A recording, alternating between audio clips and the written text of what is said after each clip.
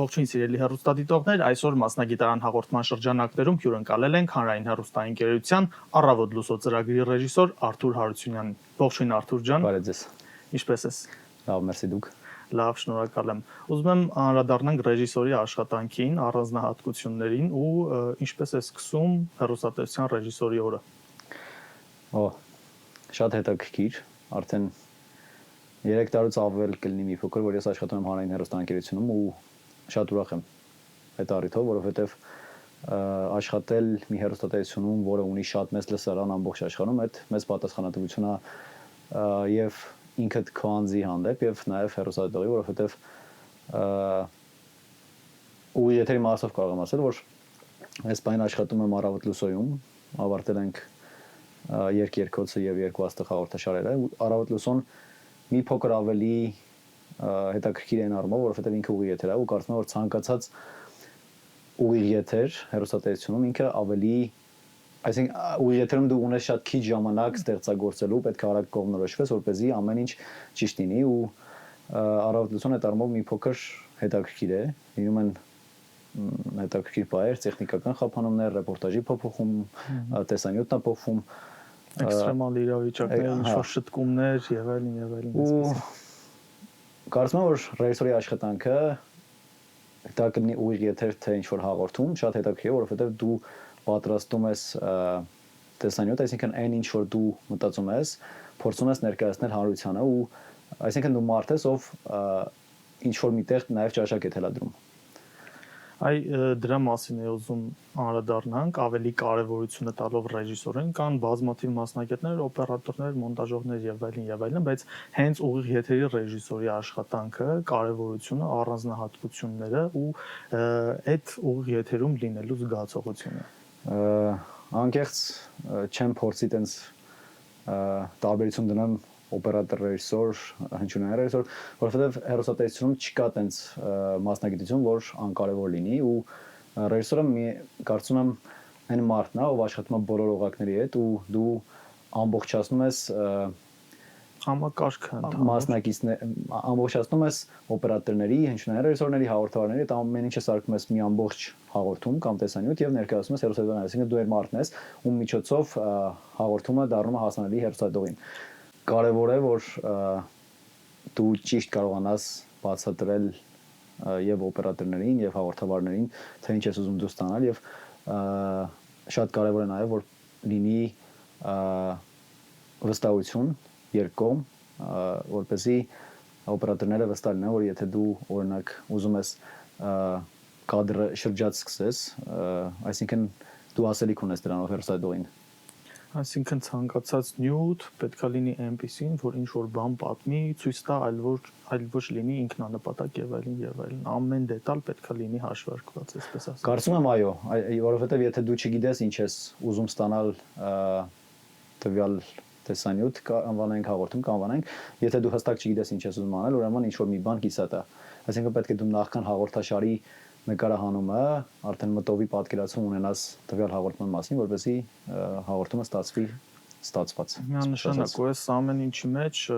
կարծում եմ կարևոր է եւ տեսական եւ գործնական գիտելիքների կիրառությունը, որը հիմնականում ուսանողների մեծ մասի, այսպես ասած, մտածմունքն ու անհանգստությունն է, որովհետեւ իրենք փորձում են տեսական գիտելիք ստանալ, բայց պահա գալիս, որ գործնականում այնքան էլ ճիշտ չեն կարողանում կիրառել։ Այ կոմոդ ոնց է ստացվել այս ամենը, գործնականը երբ սկսեց ավելի շատանալ ու երբ հասկացար, որ հասնում ես ինչ-որ մի պրոֆեսիոնալ մակարդակի, որ բավարարում է քեզ քո գիտելիքները։ Ես կարող եմ իմ փորձով ասել, որ ես ռեժիսորի կրթություն չունեմ ու փոքրուց զուտ շատ սիրել եմ այս մասնագիտությունը նայելով, փորփրելով, ինչ-որ բաներ կարդալով ու կարծում եմ, որ գործնականը ամենակարևորն է, որովհետև երբ որ դու գործնականում կիրառում ես այն ինչ որ տեսել ես, կարդացել ես, այդ ավելի քեզ ուժեղացնում է որպես մասնագետ։ Ենթադրենք նկարահանում ես երաժշտական կտոր ու ուղիղ եթերում այդ երաժշտական կտորը նկարահանելը քո համար ավելի հասկանալի է դառնում այն ժամանակ, երբ որ դու տվյալ պահին ես մտածում, այսինքն երբ որ դու տեսականում կարդում ես այդ ամեն ինչը, դու շատ ժամանակ ունես մտածելու պատկերացնելու, բայց մի օր հետո, մի ամիս հետո դու չես կարող ասել թե այդ բանը դու ոնց կմտածես, այսինքն ամենակարևորը գործնականն է ու այդ կանը կիրառելու արդյունքում որ դու ավելի ուժեղ մասնագետ ես դառնում ու հասկանում ես թե ինչ սխալներ ես արել։ Միանշանակ ես էլ այս մասնագիտության մի մասը կազմելով իմ գործի մեջ միշտ փորձել եմ այդպես ինքնազարգանալ, ինքնակրթվել ու հիմնականում այդ է փորձը մարդու պետք է անել, չվախենալ սխալվելուց, ինչքան կարողանալ անել եւ մնացածը հետո ինքը իրան լինում է։ Ցանկացած սխալի արդյունքում են ծնվում նոր գաղափարներ ու դու հասկանում ես որ սխալ ես արել ու փորձում ես հաջորդ անգամ այդ նույնը չկրկնել։ Այ մի հետաքրքիր էսպիսի բան, որպես ստեղծագործող մարդ, անձնավորություն, ով ստեղծում է տեսանյութեր, չգիտեմ, եթերներ, տալիս է հեռուստադիտողին product, կա ինչ որ բաներ, որ խանգարում է իրականացնել ստեղծագործ միտքը, այսինքն այդ համակարգի մի մաս լինելով, ինչ որ խոչընդոտներ լինեն, որ չկատարվի այդ ստեղծագործ ցանկությունը ու ինչ որ փոխըմբռնումներ լինեն, այսպես ասած, մասնագետների միջև։ Ես կարծում եմ, էլի գալիս ենք այն ասածս նախքին մտքին, որ եթե դու գիտես ինչ ես անում, ոչ մի բան չի կարող քեզ խանգարել, բացառությամբ տեխնիկական խնդիրների, բացառությամբ ժամանակի սովորության, որովհետև երբ որ դու ունես ժամանակ ու արդեն գիտես ինչ ես ուզում ստանալ, եթե տեխնիկական խնդիրներ չկան, ապա ոչ մեկ չի կարող քեզ խոչընդոտի, որովհետև տվյալ պարագայում դու ես ռեժիսորը ու դու ես որոշում, ենթադրենք կադրի ձևը, երաժշտությունը, երաժշտական գործիքավորումը, այսինքն դու այն մարդն ես, ով պատասխանատու է այդ ամեն ինչի համար։ Բայց եթե ունես տեխնիկական խնդիրներ, օրինակ շատ տեխնիկական խնդիրներ են եղել ու դու ստիպված այդ տեխնիկական խնդիրներին չբախվելու համար եւ ժամանակ չունենալու պատճառով փորձել ես ինչ-որ այլ լուծում տալ, որը որ չեմ ասի վատ է, բայց ավելի լավ է, քան ինչ-որ դուրս ես եկել ստեղծված իրավիճակից, այսինքն եթե չունեն տեխնիկական խնդիրներ ու ժամանակի սովորությունը, կարծում եմ ամեն ինչ այսինքն հաշվի առնենք ու բոլոր դեպքերում միայն տեխնիկականն է, որ ռեժիսորը կարող է խանգարել իր մասին չեմ խոսում, որովհետև մարդկային կարծում եմ որ դու պետք է շատ լավ փոխհարաբերություններ ունենաս ամբողջ թիմի հետ, ու լինում են հակասություններ մասնագիտական առումով, բայց կարծում եմ որ այդ հակասությունները տանում են միայն նրան, որ տվյալ հաղորդումը ստացվում է ավելի լավ է, որովհետև տարբեր մարդիկ ունեն տարբեր ճաշակներ, տարբեր մարդիկ տարբեր պատկերացումներ ունեն, բայց քանի որ տվյալ հաղորդման ռեժիսորը դու ես, այդ բանին պատասխանատվությունը քո վրա է եւ դու ես վերջնական պատասխանատուն եւ կոպիտ ասած դու ես որոշում թե կադրը լինի աչից, ձախից, վերևից, տակից այդպես աշխատել ես մի շարք նախագծերում, թե ուղիղ եթերում, թե վստահ եմ ինչ-որ կոմերցիոն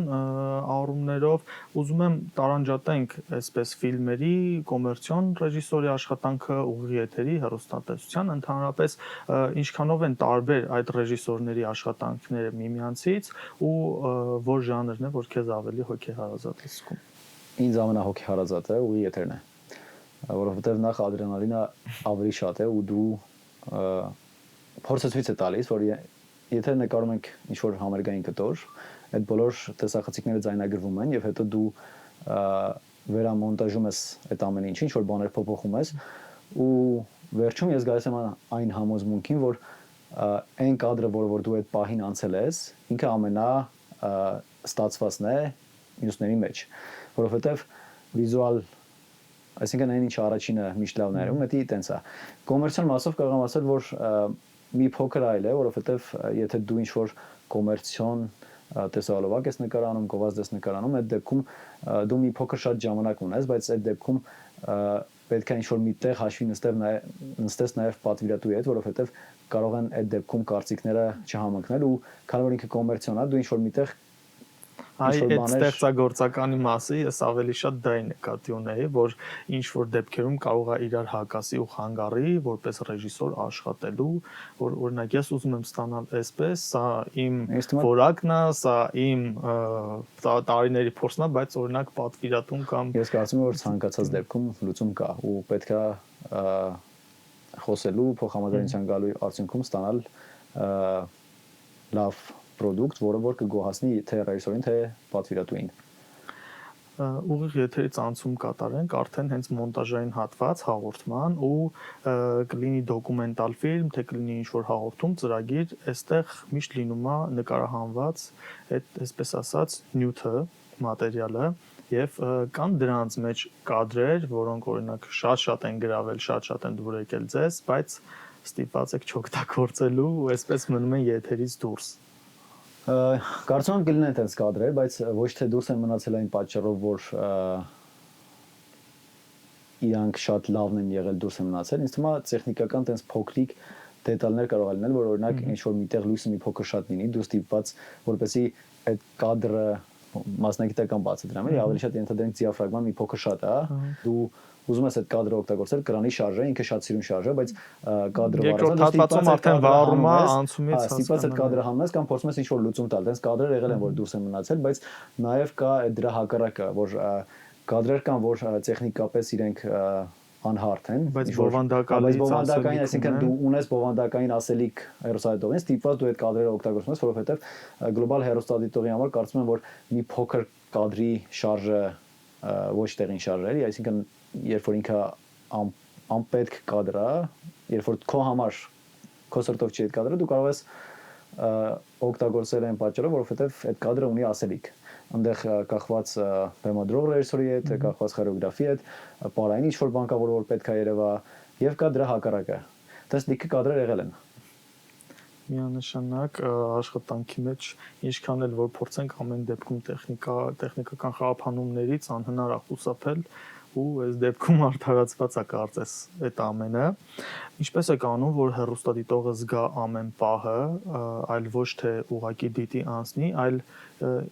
պետք է չէ ռեժիսորը ունենա որոշակի հոգեբանական պատրաստվածություն, իմանա ինչպես է տրամադրություն ստեղծում, ինչպես է ներազդում հեռուստադիտողի վրա, որ հեռուստադիտողին պահեք ավելի ուշադրության կենտրոնում։ Որպես ռեժիսոր, որ հաղորդումը լինի ստացված հեռուստադիտողի համար, այսինքն ես կարծում եմ ամեն հաղորդաշար կամ ամեն ինչ ունի իր լսարանը։ Կախված հաղորդման բովանդակությունից, կախված հաղորդման ֆորմատից, եթե ինչ որ միջազգային ֆորմատի հաղորդաշար ես նկարանում, դու շատ բան չես կարող անել, որովհետև այդ հաղորդման ֆորմատը այդպեսին է, որովհետև դու պայմանագիր ունես այդ միջազգային կազմակերպության հետ, դու պետք է ստիպված համաձայնվես, բայց չես էլ կարող ինչ որ սովորական հարցազրույցը վերցնել ու ինչ որ չգիտեմ, որպես ռեժիսոր կարող ես ամեն ինչ անել ու հետո արդարանալ, որ ես նման ձևով եմ պատկերացրել ու զուտ, բայց պետք է նաև ինչ որ միտեղ հաշվի նստես ինչ որ ստանդարտների, որոնք որ պահանջում է հեռուստատեսությունը հենց։ Ինչպիսի զավեշտալի կամ էքստրեմալ իրավիճակներ են եղել քո փորձառության մեջ, թեկուզ հենց ուղիղ եթերում, ուղիղ եթերը բարձր ավելի sense ինչ կհիշես, ինչ կպատմես ու ոնց ես կարողացել այդ ամենի տակից դուրս գալ։ Երբ որ խոսում ենք ուղիղ եթերի մասին, բնականաբար չեն կարող չլինել զավեշտալի պատմություններ։ Ես ուսում եմ դրանց մեծամասնությունը տեխնիկական են, որովհետև դու ստիպված այդ տեխնիկական անսարքությունների պատճառով փորձում ես տակից դուրս գալ, բայց երբ որ նոր էի ընդունվել հանրային հեռուստաընկերությունում ու արդեն նկարանում էի առավոտ լուսո հաղորդաշարը, միշտ մտածում էի տեսնես գալու է մի օր, որ ես ուշանալու եմ ուղիղ եթերից ու դից մի օր ստացվեց, որ ես քնած էի մնացել, եթերին մնացել էր 10 րոպե, ինձ զանգեց մեր ռեժիսորի ասիստենտներից մեկը ու ասեց բա ուր ես։ Ես sense կիսա քնած ու արդեն մտածում եմ ես այդ պահին արդեն պատկերացրեցի թե ինչա տեղի ունենալու, բայց շատ հանգիստ տեղից վեր եմ գացել, զանգարել եմ մի րոպե հետո հետ ու ասել եմ թե ինչ անեմ, որովհետև ամենակարևորը այս պահին եթերը հեռարձակելն է։ Այսինքն հեռուստադիտողի համար բացարձակ կապ չունի մարդը ուշանում է, ինչ որ հարսանիքի է կամ ինչ որ արարողության է, կարևորը եթերն է, այսինքն պետք է մարդ, ով քեզ այդ բանին կփոխի, բայց քանի որ մենք հեռուստատեսությունում ունենք շատ լավ մասնագետներ ու ցանկացած պահի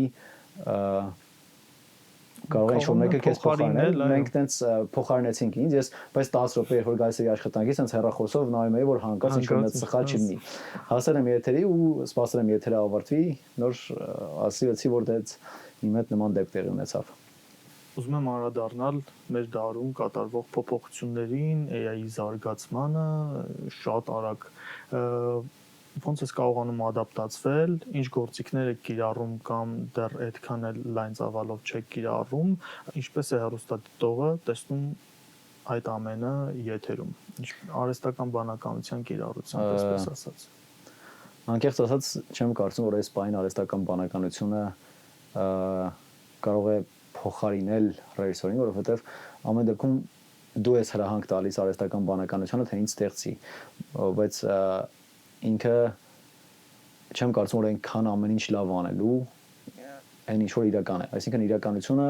ավելի լավ է ստացվում։ Դու կարող ես ինչ որ էֆեկտներ օգտագործել արհեստական բանականության շնորհիվ, փորձարկումներ անել,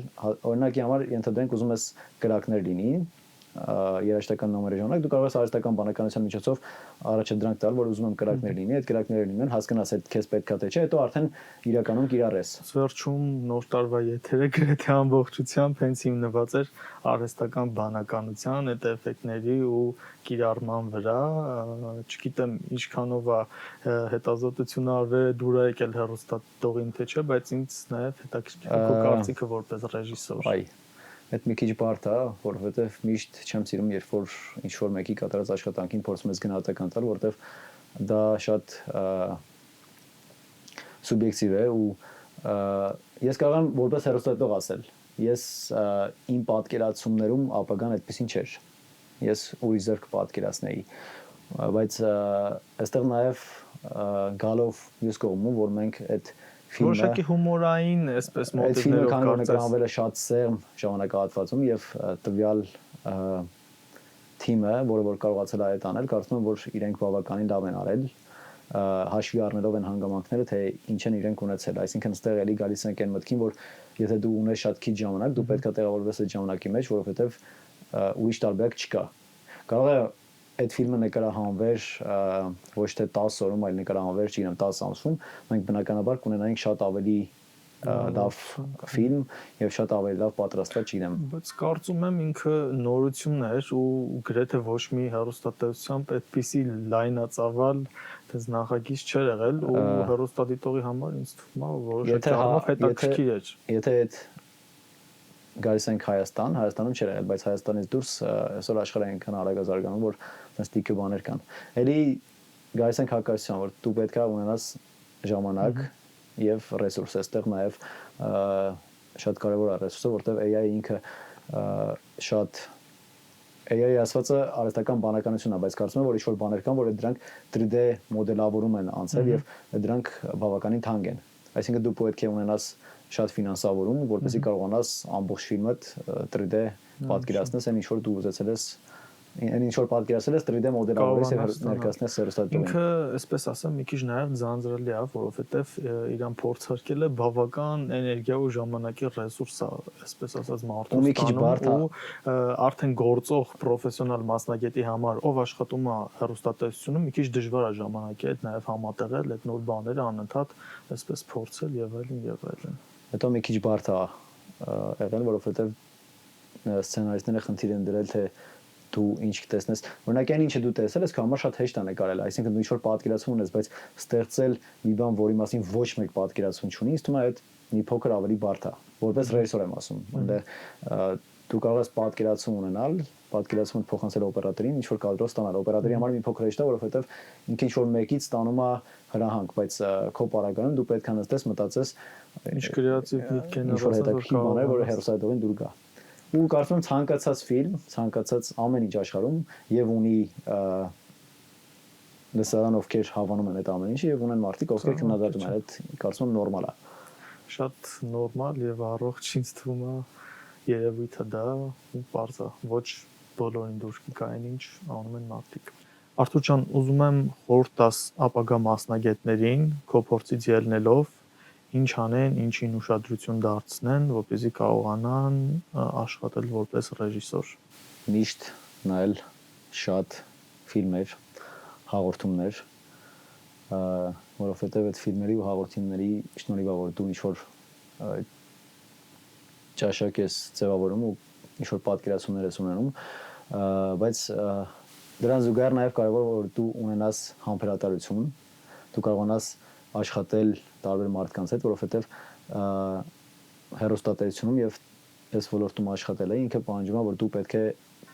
շփվես շատ մարդկանց հետ եւ տարբեր ամբիցիաների դեր ու այդ մարդկանց հետ շփումը մի քիչ բարդ է, որովհետեւ տարբեր մարդիկ տարբեր ամբիցիաներ ունեն, տարբեր մարդկանց համբերությունը կարծում եմ ամենակարևորն է այստեղ, որովհետեւ երբ որ դու համբերություն չունեցար ու ինչ որ մի բան քո սրտով չեղավ, այդ կարող է խանգարել քեզ ստեղծագործելուն։ Ու նաև այն մարդիկ, ովքեր ուզում են զբաղվել ռեժիսուրով, իմ փորձից եմ ասում, որ պետք է հավատալ, որ դու հասնելու ես ինչ-որ մի կետի, որին որ ձգտել ու երազել ես, որովհետև ես երբ որ փոքր էի ու նայում էի օրինակի համար երկերկոց հաղորդաշարի, ես պատկերացում չունեի, որ կարող է գա ինչ-որ մի օր, որ ես կնկարանեմ այդ հաղորդաշարը։ Հիմա թվում է թե շատ սովորական է, բայց երբ որ հետ ես նայում, հասկանում ես, որ այդ ամեն ինչը տրվել է աշխատանքի ու շատ մեծ ցանկության շնորհիվ։ Պետք է ունենալ շատ մեծ ցանկություն եւ աշխատասիրության արդյունքում ամեն ինչի կհասնես։ Նշանակ համաձայն եմ։ Շնորհակալ եմ Արթուր ջան հետաքրքիր զրույցի համար։ Կարծում եմ բավական հետաքրքիր ստացվեց եւ հեռուստադիտողը ինչ որ բան կքավի։ Ձեզ մերսի։